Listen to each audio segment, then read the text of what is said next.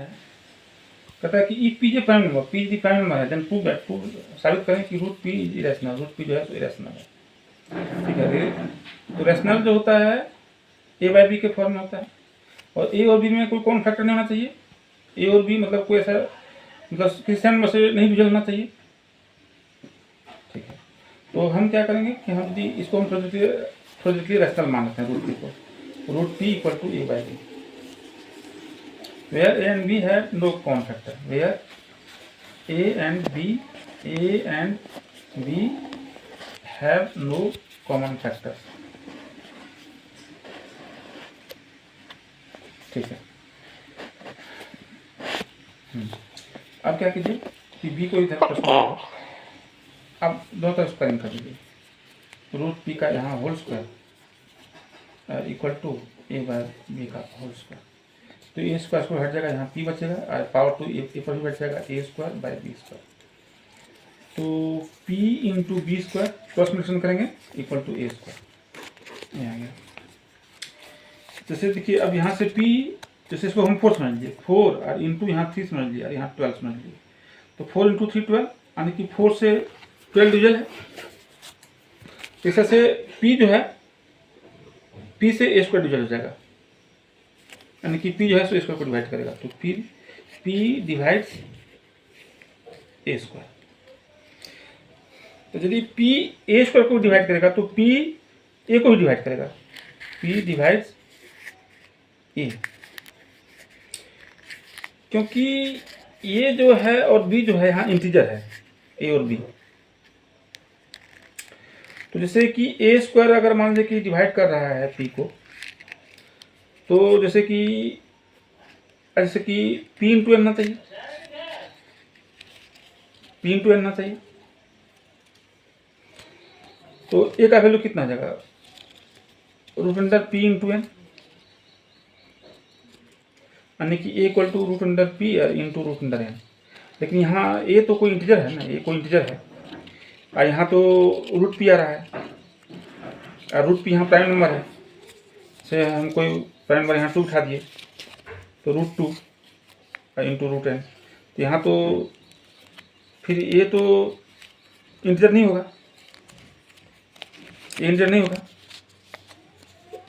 ए का value root 2 होने पर, तो मतलब ए स्क्वायर में कम से कम 2 को पी आपको लेना होगा ए स्क्वायर में, ए इंटीजर हो, ए और बी यहाँ इंटीजर है, तो कम से कम यहाँ ए स्क्वायर में 2 पी लेना होगा कम से कम।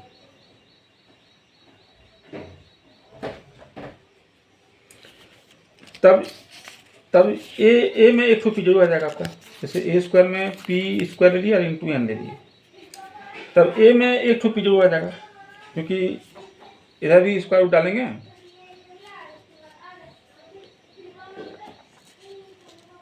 तब 1 पी जरूर आ जाएगा, ए पी और root under n, root under n का वैल्यू भी इंटीजर में ही होना चाहिए, रूट अंडर एन का वैल्यू भी, यानी कि पी जो है, पी यदि ए स्क्वायर को डिवाइड करेगा तो पी ए को भी डिवाइड करेगा, मतलब ए स्क्वायर में कम से कम 2 पी जरूर होना चाहिए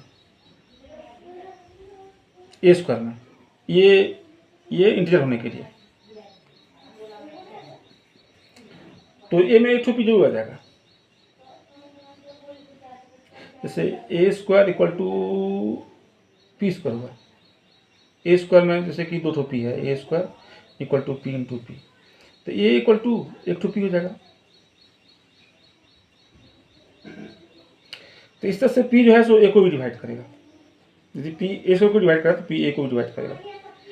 ठीक है, मान लीजिए कि पी को आप सी से मल्टीप्लाई करेंगे, जैसे ई 4 हो गया और ई मान लीजिए कि आपका हो गया 20, तो 4 इंटू 5 इक्वल टू 20 होता है, तो 4 के बदले में हम पी मान लिए पी, और 5 के बदले में सी मान लेंगे, और इसको हम ए माने हैं, p c equal to A.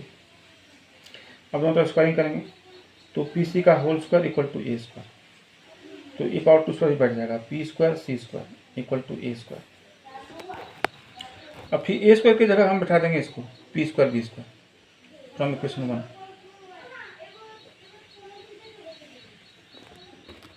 From 1 and 2, p p square c square equal to a square, और ए स्क्वायर की जगह हम बैठा देंगे पी बी स्क्वायर। तो p square c square equal to p b square लिखिए, तो यहाँ टू पी कट जाएगा आपका। यहाँ दो पी है, पी इंटू पी, एक टू पी कट गया, एक टू पी बच गया। P c square equal to p b equal to b square से इसको आप मान लीजिए कि 6 और इसको 2 मान लीजिए, 6 पी को 6 मान लीजिए, सी स्क्वायर को 2 मान लीजिए, और इसको 18, 6 इंटू 2 इक्वल टू 18, यानी कि 6 जो है 18 को डिवाइड कर रहा है। तो P भी जो है बी स्क्वायर को डिवाइड करेगा, क्योंकि 6 को हम P माने हैं। तो P डिवाइड्स बी स्क्वायर, तो P जो है B को भी डिवाइड करेगा, क्योंकि B स्क्वायर में 2 ठो P कम से कम जो होना चाहिए, P इंटू पी, तब B में 1 ठो P जरूर हो जाएगा।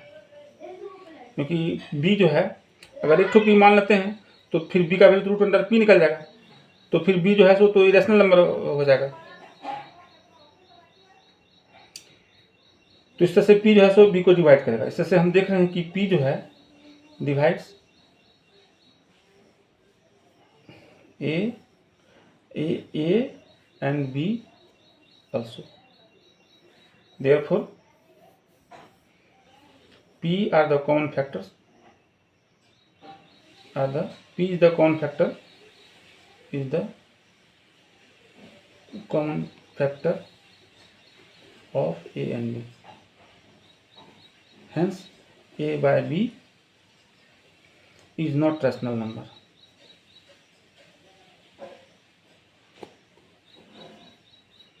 Therefore, जब ये रैशनल नंबर नहीं है तो ये भी रैशनल नंबर नहीं होगा। Therefore, root P is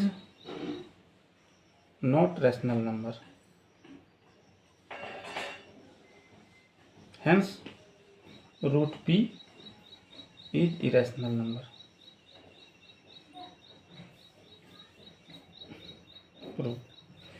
इसमें मैं